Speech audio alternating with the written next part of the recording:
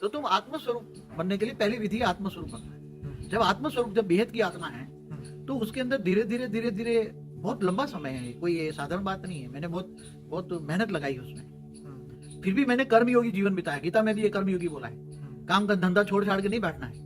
अब जो आपने स्थूल लौकिक में रचना की है, तो क्या उस रचना को छोड़कर जंगल में नहीं भागना है? जैसे गौतम बुद्ध ने एक बच्चा था छोड़ के भागे, महावीर स्वामी एक बच्चा छोड़ के भागे, ऐसा नहीं बनना है हमें। हमारी जिम्मेदारी से भागना नहीं है। गीता में कहा गृहस्थाश्रम सबसे बड़ा आश्रम है। क्या है? गृहस्थाश्रम सबसे बड़ा आश्रम। मगर जो घर में फंसे हैं, कर्मों से बंधे हैं, तो घर गृहस्थ में रहकर आप आत्मस्वरूप की अनुभूति करें।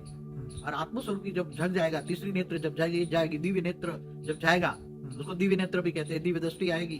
तो बाबूजी, आत्मा यहाँ बैठ के जब उसका आत्म स्वरूप का बन जाएगा, तो क्या वो अनंत अनंत ब्रह्मांडों से उसका कनेक्शन हो जाएगा? हाँ। क्या उसको वो दिख सकता है? बहुत अच्छा क्वेश्चन है। जब आत्मस्वरूप की अनुभूति हो जाएगी ना, तो अंदर जो आत्मा के अंदर जो रिकॉर्ड पड़ा है, अगर इस ब्रह्मांड की आत्मा है तो उसको इस ब्रह्मांड दिखेगा पूरा।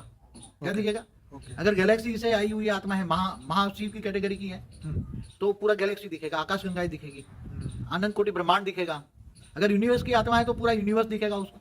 ठीक है। और मल्टीवर्स की आत्मा है तो मल्टीवर्स दिखेगा उसको। और ऊपर ग्रेट ग्रेट मल्टीवर्स से ऊपर की बेहद की आत्मा है, तो उसके बेहद के कला का ब्रह्मांड धीरे धीरे दिखने लगेगा। ये तो बहुत बढ़िया बात बोली। हाँ, वो तो क्योंकि आत्मा में जब रिकॉर्ड पड़ा है ना, मैंने ये खुद, मैं जो बोल रहा हूँ मेरा प्रैक्टिकल एक्सपीरियंस है। मैं कोई बुक से पढ़ी हुई बातें में नहीं बोल रहा हूँ मैं। ठीक है। ये कहीं बुक में नहीं लिखा है। जब वो तो बोलता है त्राटक विधि से तीसरी नेत्र खोलो, तीसरी विधि खोलो, यहाँ तो सीधा आत्मस्वरूप की बात है। मैं समझता हूँ भगवान कृष्ण ने जो अलमाइटी अथॉरिटी ने जो आत्मा परमात्मा का ज्ञान दिया ना, उससे आगे कोई कुछ है ही नहीं। दो शब्दों में सार है। क्या है? सभी शास्त्रों का सार क्या है?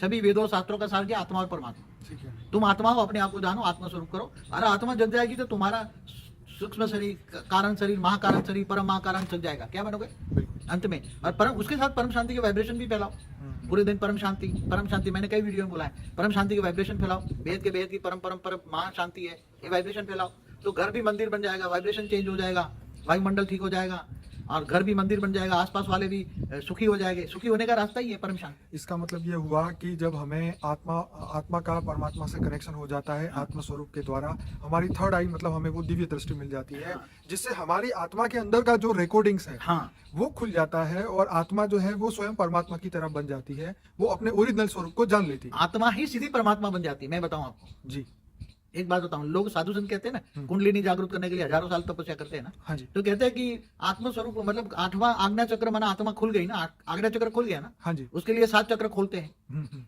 तो 8वां चक्र आत्मा अगर खुल गई तो सहस्त्र चक्र बोलते, वही सहस्त्र। तो आत्मा से ऊपर सहस्त्रागार है ना।